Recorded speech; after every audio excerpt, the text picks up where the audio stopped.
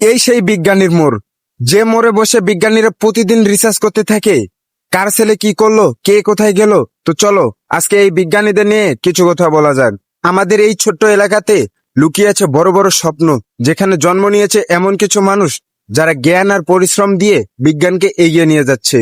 কিন্তু এই বিজ্ঞানীরা বেশি কিছু রিসার্চ করতে পারে না, তারা একটা জিনিসেই রিসার্চ করে, কার ছেলে কি করলো, কার মেয়ে কোথায় গেল, এসব নিয়েই আলোচনা করে। হ্যাঁ, অন্যের সন্তানের জীবন নিয়ে এত চিন্তা, অথচ নিজের ঘরের কোনো খবর নেই। এই বিজ্ঞানীরা শুধু আমাদের এলাকায় না, প্রত্যেক এলাকায় এরকম মোড়ে বিজ্ঞানীরা বসে থাকে, যারা বিভিন্ন বিষয় নিয়ে আলোচনা করতে থাকে। আচ্ছা, এই বিজ্ঞানীদের খেয়ে দিয়ে আর কি কোনো কাজ নেই? এই বিজ্ঞানীরা যদি ভাবতো মানুষ ভুল করবে, কিন্তু সেই ভুল নিয়ে হাসাহাসি না করে যদি একটু গাইড করা যেত, তাহলে সমাজটা আরো সুন্দর হতো। কিন্তু এই বিজ্ঞানীদের মাথায় অন্যের সমালোচনা করা ছাড়া আর কিছুই থাকে না। এখন এই ভিডিওটা দেখে যদি কোনো বিজ্ঞানীর ফাটে, তাহলে আমাকে আন্তরিকভাবে ধন্যবাদ জানাবেন, যেন আমি আপনাদের নিয়ে ভবিষ্যতে আরো ভালো কিছু কথা বলতে পারি।